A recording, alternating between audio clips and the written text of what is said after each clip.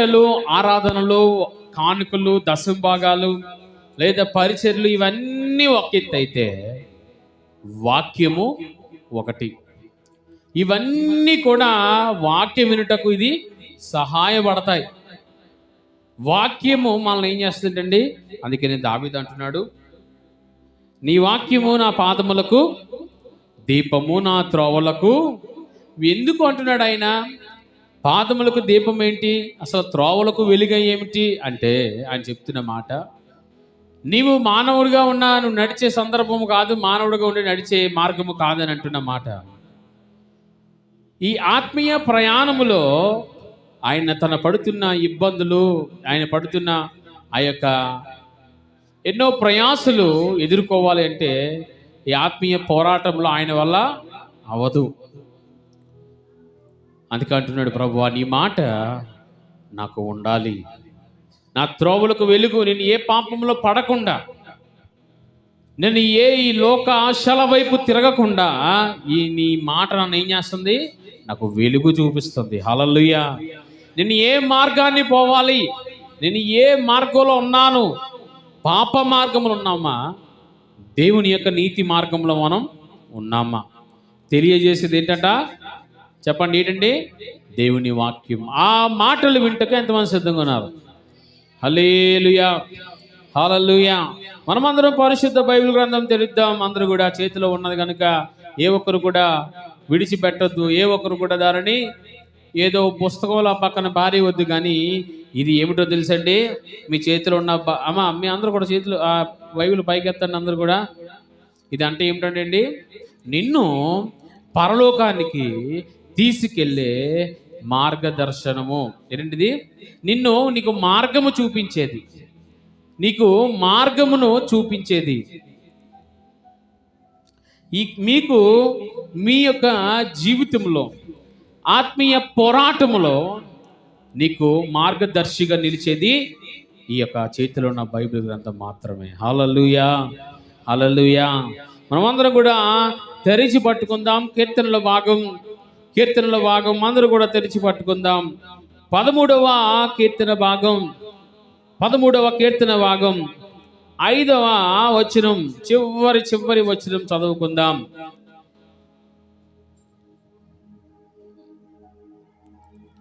13వ అధ్యాయం 5వ వచనం.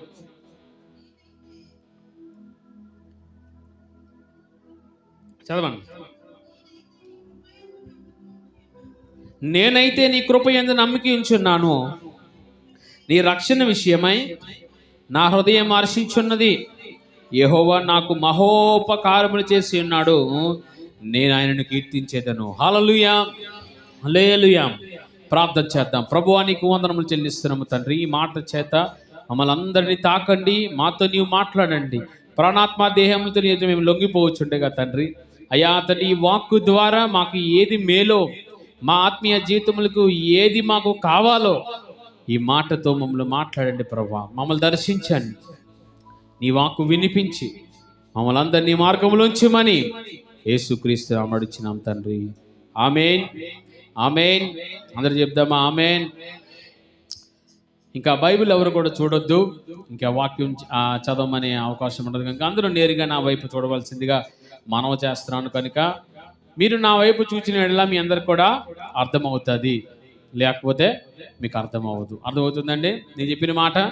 మీరు నా వైపు చూచిన మాటలు వినియల్లా, అనగా నన్ను చూస్తే ఏమీ కలగదు, కానీ దేవుడు మాట్లాడుతున్న సందర్భంలో మనం అందరూ కూడా ఏం చేయాలి? ఆయన మాటకు లోబడాలి. హల్లెలూయా, హల్లెలూయా. పాత నిబంధన, కొత్త నిబంధన అనేవి రెండు ఉన్నాయి. మనకి ఉన్నాయా లేవా బైబిల్లో? కొత్త నిబంధన ఒకటే పట్టుకొని బైబిల్ సంఘానికి రావద్దు. ఎందుకంటే పాత నిబంధన చాలా ప్రాముఖ్యమైనది, కొత్త నిబంధన కూడా చాలా ప్రాముఖ్యమైనది. రెండు ఉంటేనే పరిశుద్ధ గ్రంథము. అమ్మ అర్థమవుతుందా మీకు? కొంతమంది కొత్త నిబంధన పట్టుకొని ఆ న్యూ టెస్ట్మెంట్ పట్టుకొని మందిరాలకు వస్తుంటారు. అది తెలియని అన్యులకి ఇవ్వడానికి అది సహాయపడుతుంది. కానీ మీరు మందిరాలకు వచ్చేటప్పుడు కొత్త నిబంధన పట్టుకొని రాకండి. మీరు రెండు కలిసిన పరిశుద్ధ గ్రంథమును మీరు పట్టుకొని రావాలి. కొంతమంది నేరుగా ఈ రోజులు ఎలా చేస్తున్నారు? ఫోన్లోనే పెట్టుకొని వస్తున్నారు. అవన్నీ వద్దు. ఫోన్లోని ఎన్నో మనం చెత్త చూస్తుంటాం కదా. ఫోన్లో ఎన్నెన్నో అవసరం లేనివి, విరుద్ధమైనవి, దేవునికి వ్యతిరేకమైన చూస్తాం కనుక అటువంటి దాంట్లో మీరు వాక్యము ఒకవేళ అత్యవసర పరిస్థితిలో అక్కడ చదవాలి అని అనినప్పుడు తప్ప అది కూడా అవసరం లేదు. కానీ ఇంకక్కడ బైబిల్ లేదు, సడన్గా వాక్యం ఒక మాట చెప్పాలి అన్న సందర్భంలో ఒకవేళ ఉంటే చూసి ప్రార్థన చేసి మీరు వాడుకోవాలి తప్ప, చాలా మందిరాలు ఎలాగున్నాయండి ఇప్పుడు బైబిల్ తేవడం మానేశారు. వద్దు అది చేయకూడదు. ఎందుకంటే ఈ మొబైల్, ఈ చేతిలోనే మొబైల్ ఎన్నో లోకమంతా ఉంటుంది దాంట్లో కనుక అది వద్దు. కానీ పరిశుద్ధ బైబిల్ గ్రంథంలో దేవుడు మనకి అన్నీ సమకూర్చారండి. ఏంటండి, నువ్వు ఎలాగ బ్రతకాలి జాగ్రత్తగా వినండి. ఎలాగట, నువ్వు ఈ భూలోకంలో ఎలా బ్రతకాలి, నువ్వు ఎలాగా జీవించాలి, నువ్వు ఏమి తినాలి అండి, నువ్వు ఏమి తింటే ఆరోగ్యం. అర్థమవుతుందండి? ఒక ఆత్మీయ సంబంధమైన మాటలు కాదు, నీ శారీరకంగా కూడా దేవుడు ఎన్నో మాటలు ఇందులో రాయించాడు. అర్థమవుతుందండి? నువ్వు ఏమి తింటే బ్రతుకుతావు. ఏమో అర్థమవుతుందా మీకు? మీరు ఏమి తింటే బ్రతుకుతారు, ఏం తింటే చచ్చిపోతారు. రెండవది, మీరు ఎంత నడవాలి, మీకు ఒంటికి ఎంత వ్యాయామం కావాలి, ఇవన్నీ బైబిల్లో ఉన్నాయి. తెలుసండి మీకు? ఏమన్నా మీ తిండి పోతే అయిన ఎడలా నీ గొంతుకు ఏం చేయాలట, నువ్వు కత్తి పెట్టుకోలేదుకు. ఇది ఒక ఎక్సర్సైజ్ అంతే. నువ్వు 3 పూట్ల మనం తిన్నావు అనుకోండి, అంటే 3 పూట్ల నేను దగ్గర ఒక 2-3 వారాలు బట్టి మాంసం ముట్టుకోలేదు, చాలా తేలిగ్గా ఉన్నాను నిజంగా. అర్థమవుతుందా మీకు? ప్రోటీన్స్ అనేది ఎలా వస్తాయో కూడా బైబిల్లో మనకు చెప్పబడి ఉన్నది. నువ్వు ఏమి తింటే నీ ఒక శరీరానికి ఆరోగ్యం. జాగ్రత్తగా వినండి. ఎప్పుడు ఆత్మీయంగానే చెప్తుంటారని కాదు. బైబిల్ గ్రంథం చెప్తుంది, నువ్వు ఏమి తింటే నీకు ఆరోగ్యం, నువ్వు ఏమి తింటే ఎక్కువ కాలం బ్రతుకుతావు, నువ్వు ఏం చేస్తే ఎక్కువ కాలం బ్రతుకుతావు, నువ్వు ఏ పని చేయకూడదు, ఏ పని చేయాలి. అర్థమవుతుందా? బయట అయితే చాలా పుస్తకాలు ఉంటాయి చూడండి. 30 రోజుల్లో ఇంగ్లీష్ అంతేనా, 30 రోజుల్లో తమిళ్, లేదా 30 రోజుల్లో హిందీ. అది కేవలం ఒక భాష కొరకే. కానీ బైబిల్ గ్రంథంలో కొన్ని వేల భాషలు కలిగిన ఈ గ్రంథం. భాషలు ఎక్కడెక్కడి నుంచి వచ్చినాయి, ఎక్కడెక్కడ ఏ ప్రాంతంలో ఏం మాట్లాడతారు, ఏ ప్రాంతంలో ఏ మాటలు వాడుతారు అనేది కూడా బైబిల్ గ్రంథం చెప్తుంది. జాగ్రత్తగా వినండి. చాలామంది అంటారు ఈ పరిశుద్ధ గ్రంథం అనేది, చాలామంది అన్యులు ఇప్పుడు చూడండి తెగ ఎరగబడిపోతున్నారు. యూట్యూబ్లో చూస్తున్నారా లేదా మీరు? ఎవడెవడో వస్తున్నాడు, ఎవడో ఏదో మాట్లాడుతున్నాడు బైబిల్ కోసం, చాలా విరుద్ధంగా, చాలా చండాలంగా, క్రీస్తును వక్రీకరిస్తూ ఏవేవో మాటలు మాట్లాడుతూ. అయితే ఒక మాట చెప్తాను, జాగ్రత్త వినండి. మోసపోకుడి, దేవుడు ఏంటండి విక్రించబడడు. జాగ్రత్తగా వినండి. నీవు ఎన్ని ఆయన మీద దూషించినా, నువ్వు ఎన్ని వ్యతిరేకంగా మాట్లాడినా ఆయనకి ఏమీ అవదంటండి. ఏంటి అర్థమవుతుందా? మనం చూడండి, చాలామంది ఈ మధ్య చాలామంది మీరు చూస్తున్నారా యూట్యూబ్లో అండి? చూస్తున్నారా లేదా ఏంటి? డానీ గారు చూడలేదా? చాలామంది ఏం చేస్తున్నారు ఈరోజు, బైబిల్ని ఒకడేమో ఎక్స్క్రిస్టియన్ అంట, ఆడికి మెంటల్ ఎక్కువ తిరుగుతున్నాడు రోడ్ల మీద, ఒకడేమో ఇది మాట్లాడుతూ, ఒకడేమో అది మాట్లాడుతూ. ఒక విషయం చెప్తాను, జాగ్రత్త వినండి. అవేమి చూసి మీరు వెనకడుగు వేయడానికి వీలు లేదు. అవన్నీ చూసి ఏట్రా ఇలాగుంది, ఏమంటున్నారు, వాళ్ళతో మీరు డిబేట్లు పెట్టుకునే అవసరం కూడా మనకు లేదు. మా ఆవిడ అంటుంటుంది, నేను వాళ్ళకి కామెంట్ చేస్తుంటాను అనమాట అలాంటి వీడియోలో ఇచ్చినప్పుడు. ఎందుకండి వాళ్ళతో మనకి అని అన్నప్పుడు అక్కడ నేను రాసే కామెంట్లు చాలా చదివితే ఉంటుంది, దేవుడు మిమ్మల్ని దీవించును గాక. ఏంటంటే ఏమి రాస్తానంటే కింద వారికి వ్యతిరేకంగా ఏమి రాయను, దేవుడు మిమ్మల్ని దీవించును గాక. ఎందుకంటే ఈ బైబిల్ గ్రంథంలో ఉన్న తప్పులు వెతకాలని ఒక అతను ప్రయత్నం చేశాడట. జాగ్రత్తగా వినండి. ఏం చేశాడు ఆయన? మీరు అందుకే నా వైపు చూడమని మీకు చెప్తున్నా. బైబిల్ గ్రంథంలో ఇప్పుడు చూసి మనం చదివే అంత ఏమీ లేదు. మీరు నా వైపు చూస్తే మీకు చాలా శ్రద్ధగా మీకు అర్థమవుతుంది. బైబిల్ గ్రంథంలో ఉన్న తప్పులు వెతకాలి. బైబిల్ గ్రంథంలో ఉన్న వాటిని వెతికి వాటిని బైబిల్ ఒక తప్పు అని చూపించాలని ఒక అతను ప్రయత్నం చేశాడట. బైబిల్ అంతా చదివాడు. ఏమయ్యో తెలుసా? ఆయన క్రైస్తుడిగా మారిపోయాడు. హల్లెలూయా. ఆయనే ఆర్ఆర్కే మూర్తి గారు, దైవజనులు ఈరోజు దేవుని ఎదుట విజ్ఞాపన చేస్తున్న వ్యక్తి. ఈరోజు అనేక సంఘాల కొరకు ఆనాడు రేడియోలో వాక్యాలు బోధిస్తూ అనేకులు క్రీస్తు వైపు నడిపించిన గొప్ప దైవజనులు ఆయన. బైబిల్ ఉన్న తప్పులను ఎతకాలని చూసిన ఆయన బైబిల్ తిరిగి ఏం చేస్తున్నారు తెలుసా? ఆయన వారి హృదయంలో ఉన్న తప్పులు చూపిస్తున్నారు. ఇది దేవుని యొక్క పరిశుద్ధ గ్రంథానికి ఉన్న ప్రాముఖ్యత. ఈరోజు చాలామంది చాలా విధాలుగా పెట్రిల్లిపోతున్నారు, ఇష్టానుసారంగా మాట్లాడుతున్నారు క్రీస్తు కొరకు. కానీ ఆయన ఒక మాట చెప్తున్నాడు, శ్రద్ధగా వినండి, చెవులన్నీ కూడా బాగా తెరిచి వినండి, జాగ్రత్తగా వినండి. మొదటి రాకడలో నేను ఎలాగొచ్చానో, అమ్మా చెప్పాలి, ఎలాగొచ్చినట్టు ఆయన గొర్రె పిల్ల వలె వచ్చాడు. ఎందుకంటారు? ఆయన ఆ విధంగా రాకపోతే నీవు నేను ఈ విధంగా ఇక్కడ కూర్చోం కాబట్టి. అర్థమైన స్తోత్రం చెప్దాం.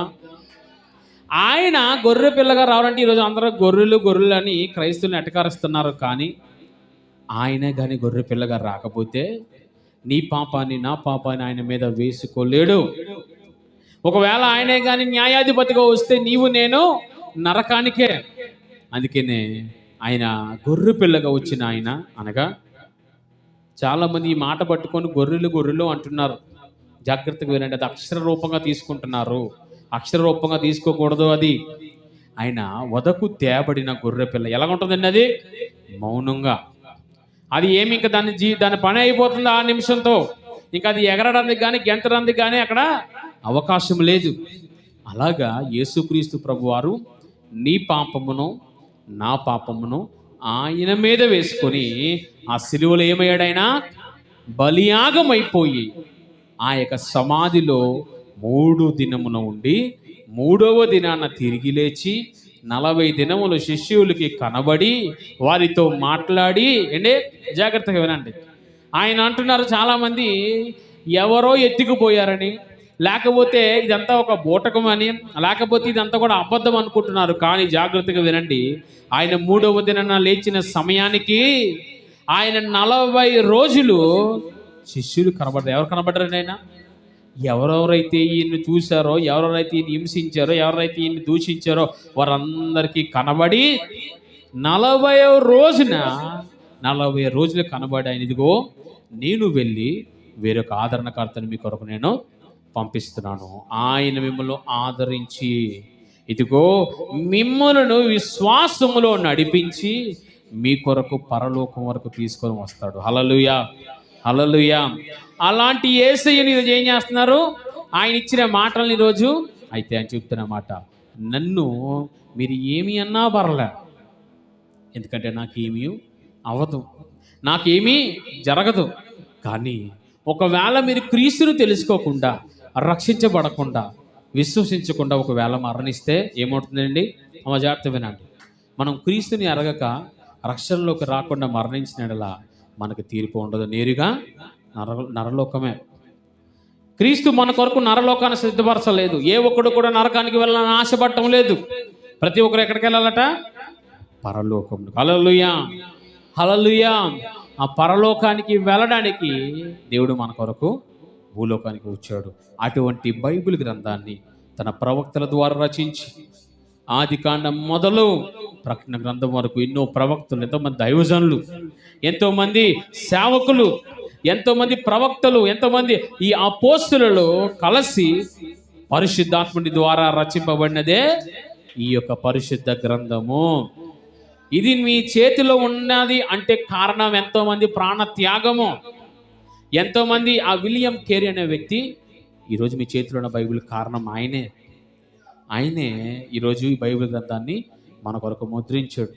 ఆయా భాషలో తర్జుమా చేశాడు ఆయన. ప్రపంచంలో ఎక్కువగా చదువుతున్న గ్రంథం కూడా ఏమిటో తెలుసండి? బైబిల్ గ్రంథమే. హల్లెలూయా, హల్లెలూయా, హల్లెలూయా. ప్రపంచంలో ఎక్కువ మంది చదువుతూ ఎక్కువ మంది జీవితాలని మారుస్తుంది కూడా ఏమిటో తెలుసా? బైబిల్ గ్రంథమే. అటువంటి బైబిల్ గ్రంథాన్ని మనం తెచ్చడానికి సిగ్గుపడకూడదు.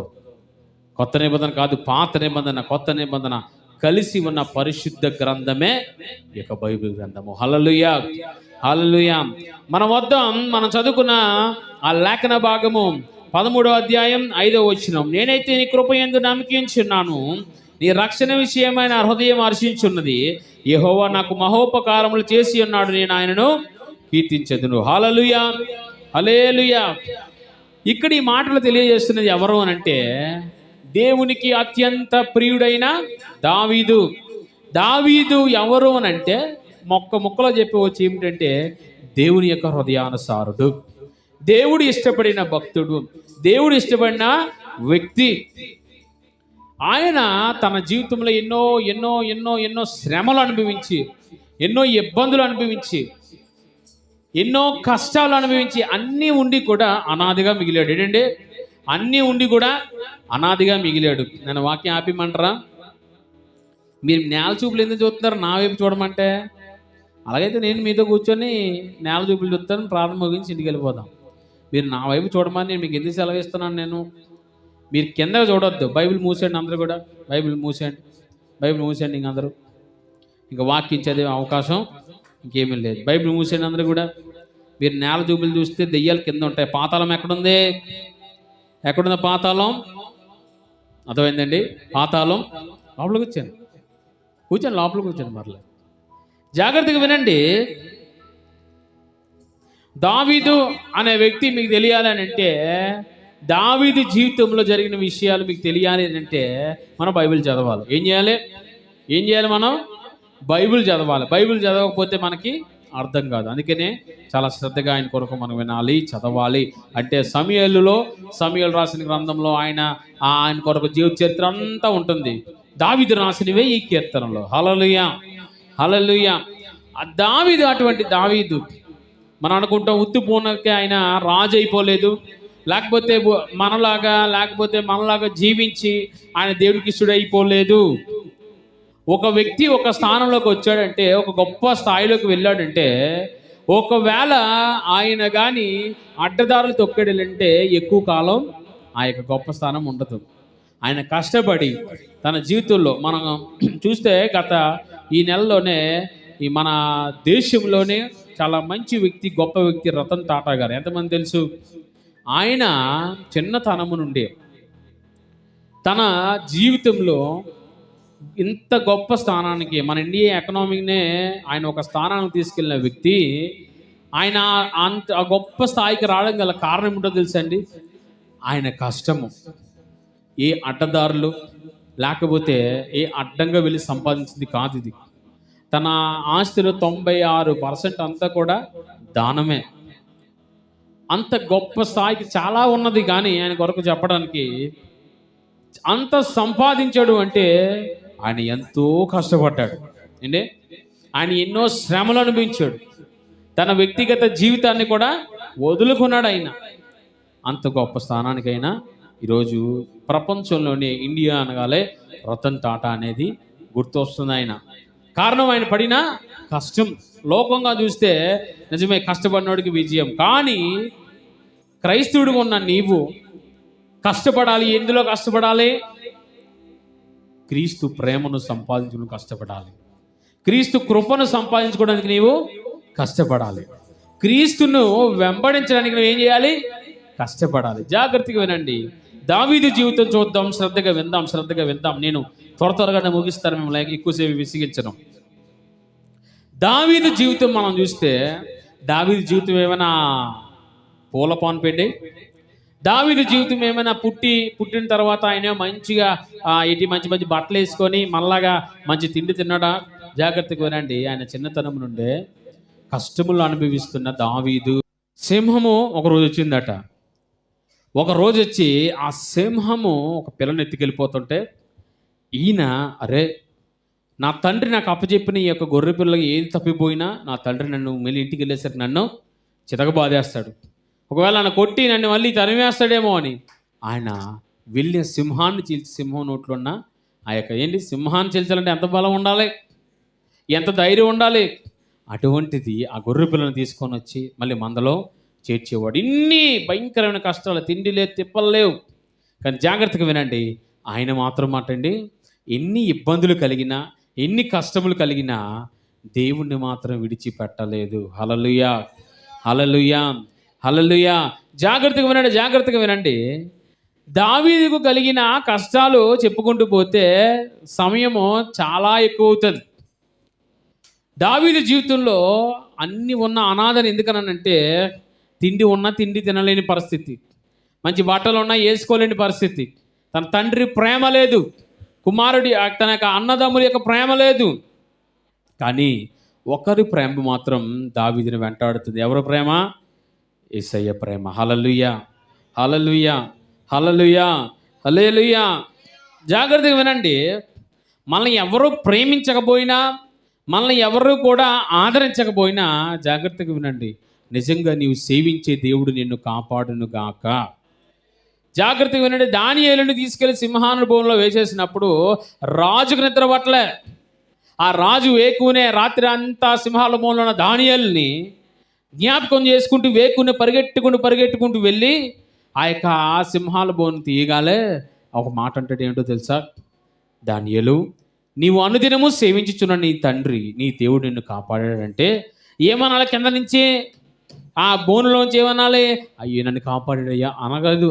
ఏమని తెలుసా? రాజు చిరంజీవి అవును గాక. జాగ్రత్తగా వినండి.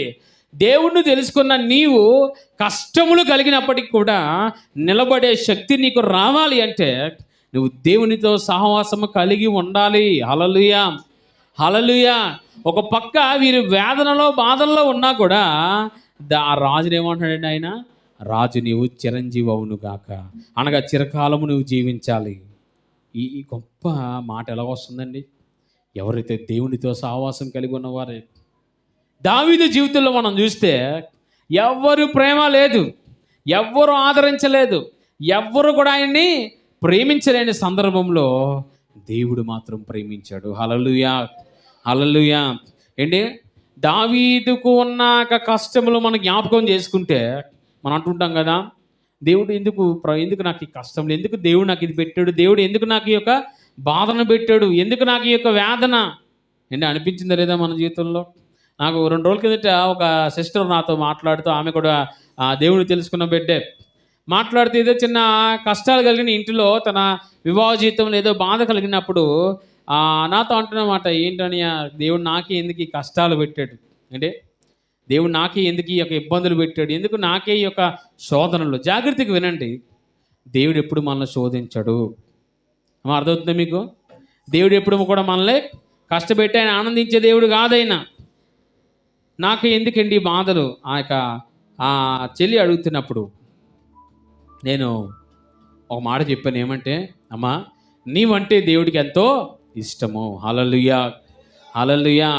కష్టాల కొరకు మనం మాట్లాడుకోకూడదు, మనకున్న ఇబ్బందుల కొరకు మనం మాట్లాడుకోకూడదు. ఎందుకో తెలుసా? ఎన్ని ఇబ్బందులు కలిగినా, ఎన్ని కష్టాలు కలిగినా ఒక విషయం చెప్తాను. నిజముగా నువ్వు దేవుని సేవించిన వాడు అయితే ఎన్ని కష్టాలైనా ఎన్ని ఇబ్బందులైనా మనం నిలవగలం. హల్లెలూయా, హల్లెలూయా, హల్లెలూయా. వారికి కలిగిన కష్టాలు ఎందుకన్నా నాకే ఈ కష్టాలు, ఎందుకే నాకే ఈ బాధలు, ఎందుకు నాకే ఈ యొక్క శ్రమలు. దావీదు ఏనాడు అలాగ అనుకోలేదు. అంటే దావీదు ఏనాడు కూడా అలా అనుకోలేదు. తనకు ఇచ్చిన పనిని నమ్మకంగా పనిచేస్తూ, తన నాన్న ప్రేమించకపోయినా, తనకు అన్నదమ్ములు ప్రేమించకపోయినా, ఎవరు ప్రేమించకపోయినా దేవుడు మాత్రం ప్రేమిస్తూనే ఉన్నాడు. కనుక ఒకనొక రోజున దేవుని మాట వినలేనందున సౌలుని దేవుడు ఏం చేశాడో తెలుసా? రాజుగా పీకేశాడు. మరి ఇప్పుడు ఆ రాజు స్థానంలో ఎవరు ఉండాలి? ముందుగానే జ్ఞాపకం చేశాడు దేవుడు సమూయేలుకి, ఇదిగో ఒక వ్యక్తి ఉన్నాడు, ఆయనకు కుమారులు కలుగును, వారిలో ఒక వ్యక్తిని నేను రాజుగా ఎన్నుకోబోతున్నాను. ఆ యెష్షయి కుమారుడి దగ్గరికి ఈ యొక్క సమూయేలు వెళ్ళాడు. జాగ్రత్తగా వినండి. వారిని అభిషేకించాలని, ఇదిగో రాజుగా చేయాలని ఒక అతన్ని దేవుడు జ్ఞాపకం చేశాడు కదా. అన్నప్పుడు వారి ఇంటికి వెళ్ళినప్పుడు, అయ్యా ఇదిగో నీ కుమారుల్లో ఒక వ్యక్తిని, జాగ్రత్తగా వినండి, ఏంటండి, నీ కుమారుల్లో ఒక వ్యక్తిని నేను రాజుగా చేయబోతున్నాను, మీ కుమారుల్ని పిలువు అనగానే వారందరినీ నించోబెట్టారు. వాళ్ళందరినీ నించోబెట్టినప్పుడు మొదటివాడి దగ్గరికి వెళ్ళినప్పుడు ఆ మొదటివాడిని చూసినప్పుడు చూడడానికి చాలా అందంగా ఉన్నాడు, చాలా బాగున్నాడు, చాలా చాలా చాలా చాలా బలంగా ఉన్నాడు. అయితే జాగ్రత్తగా వినండి, వీరి దగ్గరికి వెళ్ళక ముందు సమూయేలుతో దేవుడు ఒక మాట చెప్పాడు. ఏంటంటే, నీవు పై రూపాన్ని లక్ష్య పెట్టొద్దు, వారు ఏ విధంగా ఉన్నారో చూడొద్దు, వారు ఎంత బలంగా ఉన్నారో చూడొద్దు అని సమూయేలుతో చెప్పినప్పుడు సమూయేలు అది మర్చిపోయి ఉన్నాడు. అగో ఈ వ్యక్తిని చూసినప్పుడు, అబ్బా ఈయన రాజు కింద పనికొస్తాడు, ఈయన రాజు కింద మంచిగా పనికొస్తాడని అలాగ అభిషేకించబోయినప్పుడు పైనుంచి దేవుడు, ఆగో ఈ వ్యక్తి కాదు. అదేంటి ప్రభువా, చూడడానికి ఎంత బాగున్నాడు, ఎంత బలంగా ఉన్నాడు, ఈయనైతే ఇశ్రాయేలుకి రాజు, చాలా బాగుంటాడు కదా అంటే, ఈ వ్యక్తి వద్దు, ఇంకొక వ్యక్తి అలా ఎడుగురైపోయారు. వీరు కాదు అన్నాడు. మరి అయ్యా నీకు వీరైనా ఉన్నారంటే ఇంకోడు ఉన్నాడు, వాడు వేస్ట్ అండి, వాడు ఎందుకు పనికిరాడు, వాడు గొర్రెలు కాసుకునేందుకు ఆ అరణ్యంలోకి పారిపోయాడు, పంపించాం, వాడు ఎప్పుడో 2-3 రోజుల తర్వాత వారంగా వస్తాడు, వాడితే ఏం పని లేదు, ఈయన నా కుమారులు జాగ్రత్త వినండి. మనుషులు ప్రేమించకపోయినా దేవుడు మాత్రం మనల్ని ప్రేమించే దేవుడే. మనుషులు నిన్ను ద్వేషించిన, సొంత తండ్రి ఇష్టపడలేదు కుమారుని ఏంటి, ఈ రోజుల్లో కుమారులు అంటే సొంత తండ్రులకు చాలా ఇష్టం. కానీ అలాంటిది తన కుమారుడే తనకు ఇష్టపడలేదు. ఆవిడ ఉన్నాడండి అని అంటే వారిని పిలిపించు. దేవుడు వీరెవ్వరిని వద్దు అంటున్నాడు. ఆ వ్యక్తిని కావాలన్నప్పుడు కబురు వెళ్ళింది, ఇదిగో మీ నాన్నగారు రమ్మంటున్నారు అన్నప్పుడు గబగబా ఆ యొక్క అరణ్యం నుంచి వచ్చినప్పుడు ఆ ఎదురుగా వస్తున్నాడు. ఏంటి మంచి వస్త్రాలు ఉన్నాయా ఒంటి మీద? ఏమీ లేవు. అంటే గొర్రెలు కాసుకుని ఎలాగుంటారు మామూలుగా, ఆ ఊరిలోకి వెళ్ళిన వాళ్ళు ఎలాగుంటారు మామూలుగా, వారు ఏమైనా మంచి షూటు బూట్ వేసుకుంటారా? ఎందుకంటే అక్కడ ఆ యొక్క మేపడానికి వెళ్ళినప్పుడు ఏవో అంటుకుంటాయి, లేకపోతే ఏవో గుచ్చుకుంటాయి, లేకపోతే ఎక్కడ కూర్చుని మాసిపోతాయి. మంచి షూటు బూట్ వేసుకుంటారా? లేదు, చిన్న ఏదో ప్యాంటు లేకపోతే చిన్న బనీలు.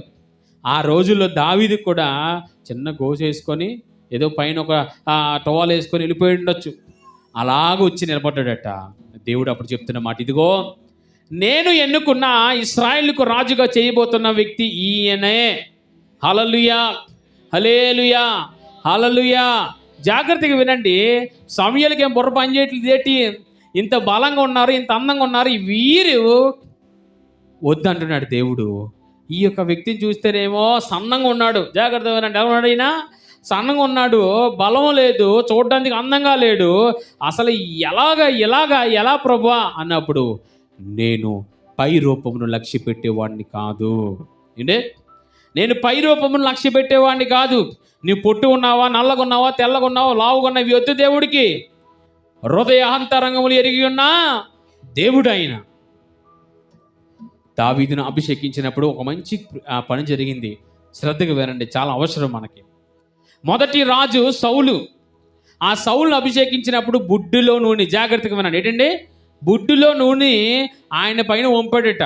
శ్రద్ధగా వినండి, ఏంటట, రాజుగా చేసినప్పుడు సౌలుని సమూయేలు అభిషేకించినప్పుడు ఆ బుడ్డులో నూనె వేసాడట.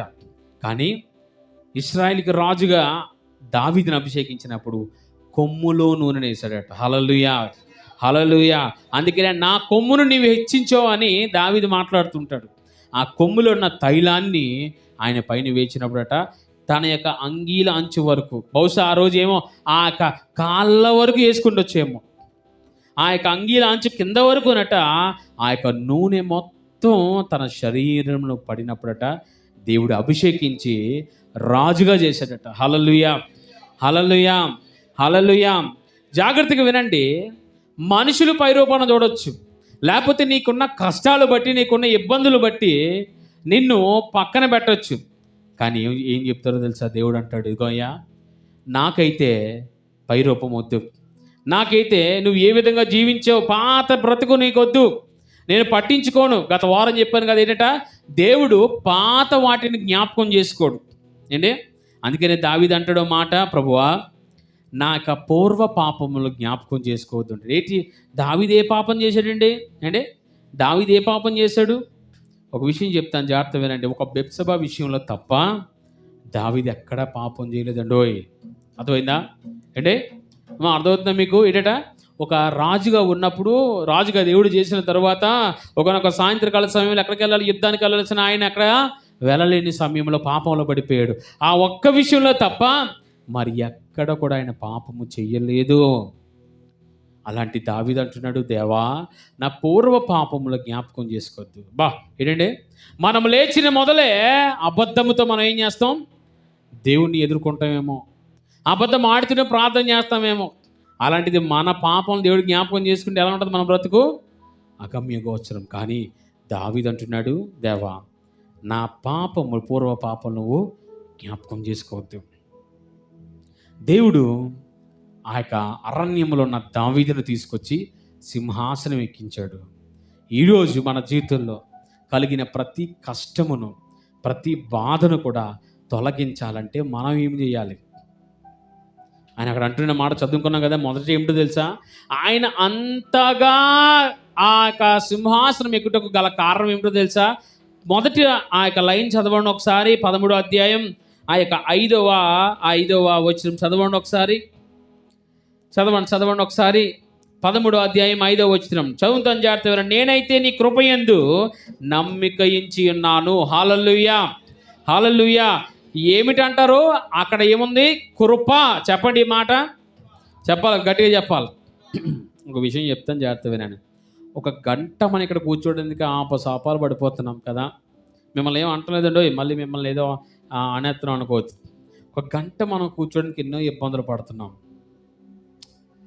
నీ కొరకు నా కొరకు యేసుక్రీస్తు ప్రభువారు ఆఖరి రక్తపు బొట్టు వరకు కూడా ఆయన కాచేశాడు. మరి ఆయన ఎంత ప్రేమించాలి మనం? చిన్న కష్టం రాగానే దేవుడు నాకే పెట్టాడు. జాగ్రత్తగా వినండి. గత వారంలో నేను మా యొక్క క్యాటరింగ్ విషయంలో, కర్రీ పని విషయంలో నేను ప్రార్థిస్తున్నాను.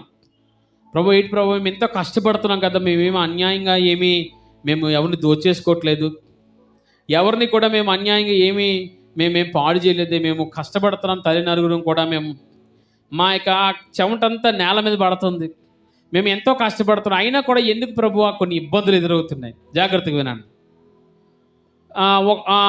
ఆ యొక్క పరిస్థితులన్నీ నన్ను ఎలా చేసినాయి అంటే, ప్రశ్నలు వేసేటట్టు ఆ యొక్క పరిస్థితులు అలా చేసింది.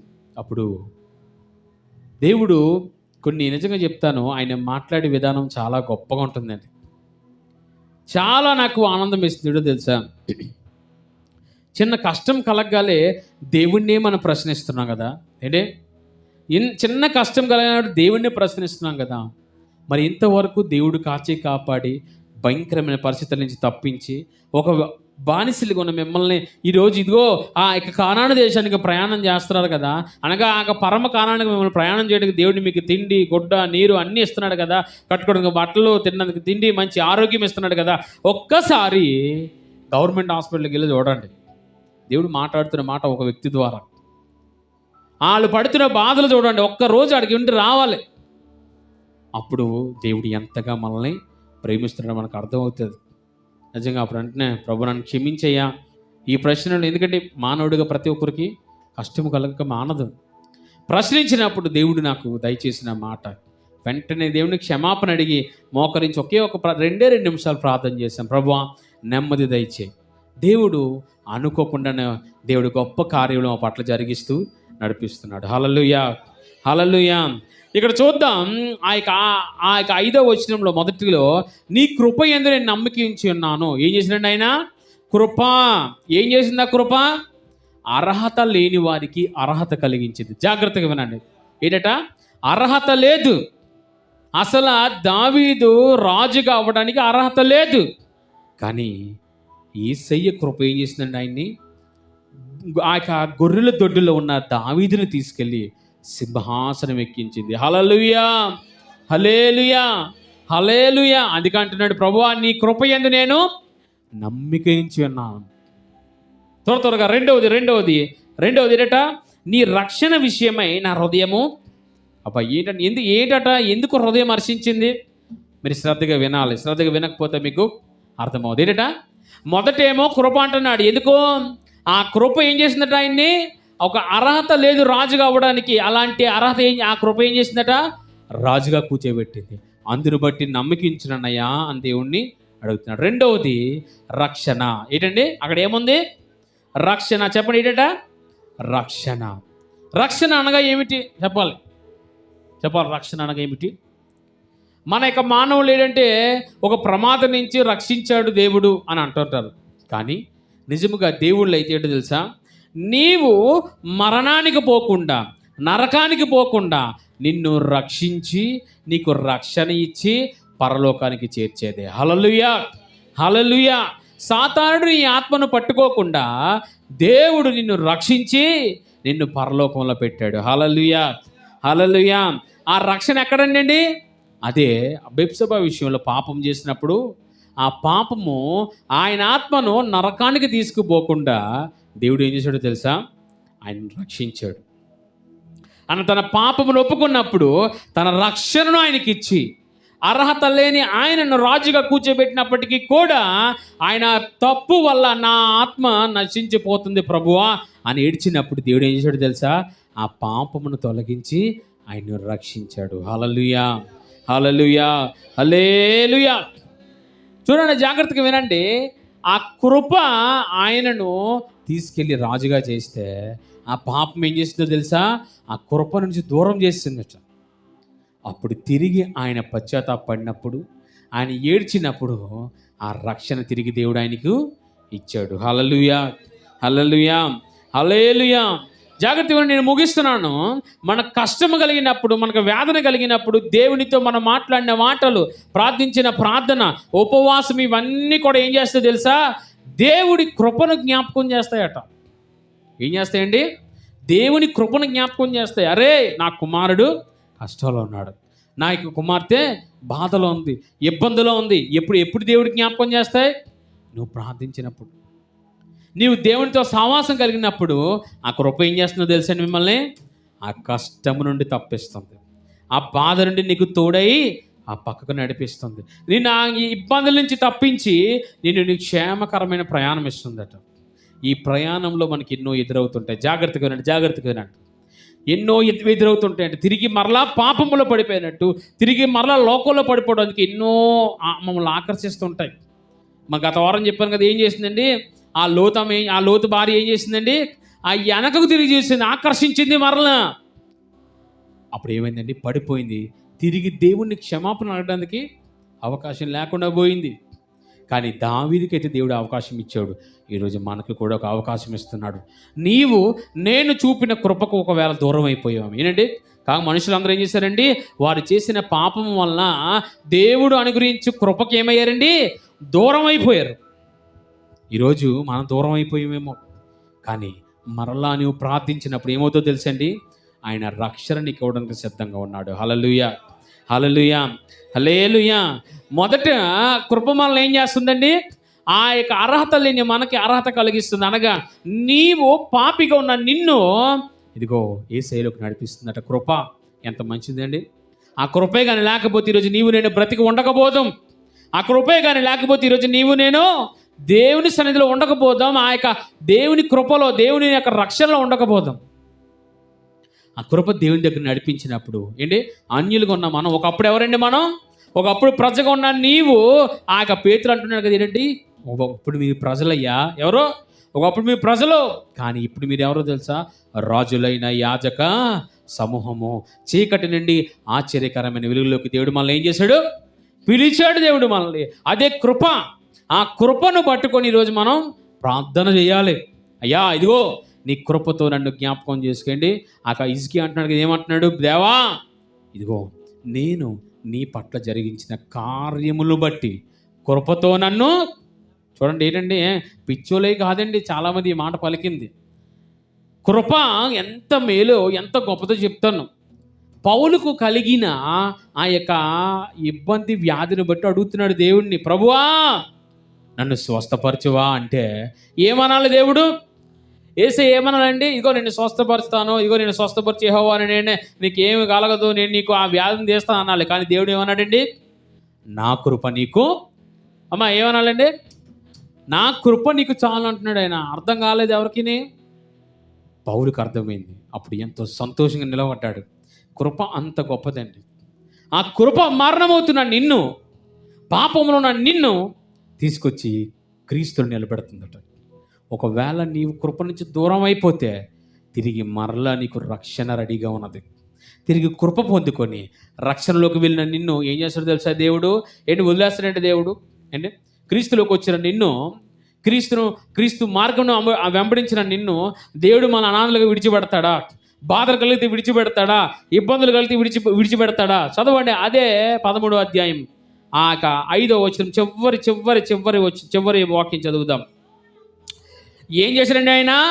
మహోపకారములు, గొప్ప కార్యాలు చేశాడు నాకు. నేను ఆయన ఏం చేస్తాను? ఏం చేస్తాడండి ఆయన? మనలాగా మౌనంగా ఉండడంటే ఆయన ఏం చేస్తాడు? కీర్తిస్తాడు. అనగా దేవుణ్ణి స్తుతిస్తాడు, దేవుణ్ణి గణపరుస్తాడు, దేవుని సంతోషపరుస్తాడు. మొట్టమొదటి ఏంటి చెప్పండి? ఏం పొందుకుంటాం మనం? ఏంటి మొట్టమొదటి? దేని ద్వారా మన దేవుళ్ళలోకి రాగలం? అది ఏంటట? మొట్టమొదటిది కృప. కృపను బట్టి ఈరోజు యావత్ మానవాళి రక్షించబడుతుంది. క్రీస్తు వారు చూపిన కృపను బట్టి ఈరోజు మనం ఏమవుతున్నాం? క్రైస్తవునిగా అనిపించుకుంటున్నావు. ఆ క్రీస్తులోకి వచ్చిన నీవు రెండోదిగా ఏం పొందుకుంటావు? గట్టి చెప్పాలి, ఏం పొందుకుంటాం? రక్షణను పొందుకుంటాం. మూడోదిగా మనకి ఏం కలుగుతుందో తెలుసా? చివరిగా నేను ముగిస్తున్నాను, మేలు కలుగుతుంది. హల్లెలూయా, హల్లెలూయా, హల్లెలూయా. ఏం కలుగుతుందండి మనకి? మరి దావీదుకి ఏం మేలు కలిగిందండి?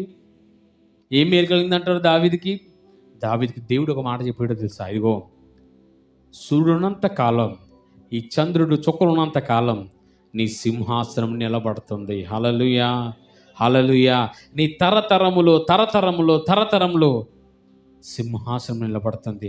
దావీదు వంశం నుండి ఎవరు వచ్చారు చెప్పాలి? మరొక నెల రోజులో మనం గింతలేస్తాం. దేని కొరకు? ఎవరు వచ్చారు? దావీదు వంశము నుండే ప్రభు అయిన క్రీస్తు వారు వచ్చారు. హల్లెలూయా, హల్లెలూయా. ఆ యొక్క దూతలు ఏం చెప్పాయండి ఆ యొక్క కాపరులకు? దావీదు పట్టణమందు నేడు మీ కొరకు ఎవరు పుట్టాడు? రక్షకుడు పుట్టాడు. చూడండి, దావీదుకు దేవుడు ఎంత మేలు చేశాడు. కృపను పొందుకున్న దావీదు రక్షణలోకి నడిపించబడి రక్షణ పొందుకున్న దావీదుకు ఏం చేశాడో తెలుసు? దేవుడు గొప్ప కృపనిచ్చాడు, గొప్ప దీవెనిచ్చాడు. ఆయన వంశం నుండే ప్రభువు యేసుక్రీస్తు వారు జన్మించారు. హల్లెలూయా, హల్లెలూయా. నేటికి కూడా ఆయన సింహాసనం నిలబడి తరతరంలో రాజ్యం వెళుతున్నాయి. ఈరోజు నీకు ఆ కృపను పొందుకోకపోతే ఇవేమీ దొరకవు అండి. ఆ కృపను పొందుకోకపోతే మనకి ఇవేమీ దొరకవు. మొట్టమొదటి మనం ఏం పొందుకోవాలి? రెండవది, మూడవది ఆయన దీవెన. హల్లెలూయా, హల్లెలూయా. మనమందరూ కూడా కృప పొందుకొని రక్షణలోకి నడిపించబడి ఆయన మేలు పొందుకునుగాక. ఆమేన్. ఈరోజు నీకు కష్టం కలిగినప్పటికీ కూడా నీకు తోడుగా ఎవరున్నారు? అది మర్చిపోవద్దు. నీకు ఇబ్బంది కలిగిన, ఆర్థికమైన ఇబ్బంది, ఏ సమస్య అయినా, ఏ ఇబ్బంది అయినా ఎవరి దగ్గర పెట్టాలి మనం? మరి దేవుడి దగ్గర పెడితే ఏమవుతుందో తెలుసా? నీ ఆత్మీయ జీవితమే కాదు, నీ ఆత్మకు రక్షణే కాదు, నీ ఆత్మకి జీవమే కాదు, దానితో పాటు దేవుడు నీకు ఏమిస్తాడో తెలుసా? మేలు దయచేస్తాడు అని చెప్తున్నాడు ఆయన. ఎవరైతే కృప పొందిన వారు, రక్షించబడిన వారు నీవు దేవుడు విడిచిపెట్టడో, ఎవరైతే ఆ రక్షణ పొందుకున్న నీవు, జీవమును పొందుకున్న నీవు అనాదిగా నిలబడవు, నీకు మేలు కలుగుతుంది. నీవేం చేయాలి? దేవుణ్ణి స్తుతించాలి. అందరూ మోకరిద్దాం, ప్రార్థన చేసుకుందాం.